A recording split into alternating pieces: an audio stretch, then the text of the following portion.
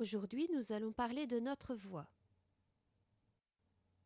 Notre voix fonctionne grâce aux cordes vocales qui vibrent grâce à l'air. Plus nous chantons aigu, plus nos cordes vocales se rapprochent.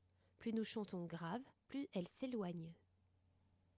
On donne aux voix des noms différents en fonction de leur capacité à chanter aigu, médium ou grave.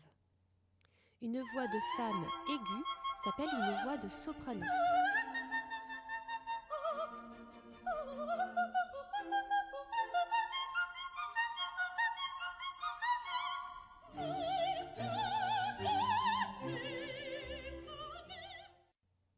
Une voix de femme grave s'appelle une voix d'alto.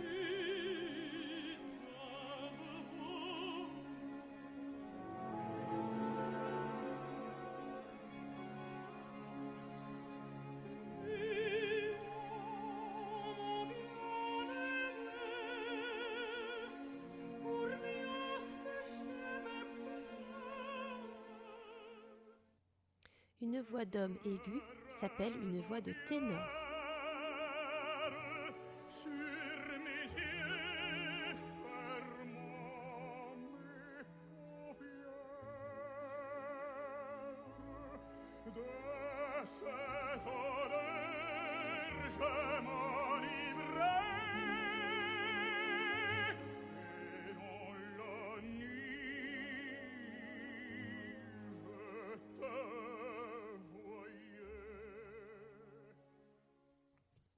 Une voix d'homme grave s'appelle une voix de basse. Permettez-moi de prendre place, que votre ami d'abord achève sa chanson. Moi, je vous en promets plusieurs de ma façon. Les différents extraits que nous venons d'écouter sont des extraits d'opéra. C'est un style de musique que tu n'es certainement pas habitué à écouter.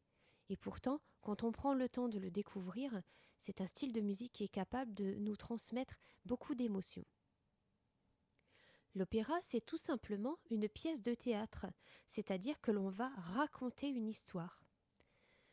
Cette pièce de théâtre, elle va être chantée par plusieurs solistes. Ce sont les personnages principaux de l'histoire. Ils vont donc parfois chanter seuls. Il peut y avoir aussi un groupe de chanteurs que l'on appelle un chœur. Ces chanteurs s'installent sur la scène. Ils sont accompagnés par un orchestre, dirigé bien sûr par un chef d'orchestre, qui s'installe dans la fosse d'orchestre. De cette façon, ils ne peuvent pas être vus par le public, mais les chanteurs peuvent voir l'orchestre et le chef d'orchestre. On peut utiliser notre voix de différentes façons pour chanter. Et parfois, on chante sans être accompagné par des instruments. On dit alors que l'on chante a cappella. On utilise aussi notre voix pour parler, pour crier et pour murmurer.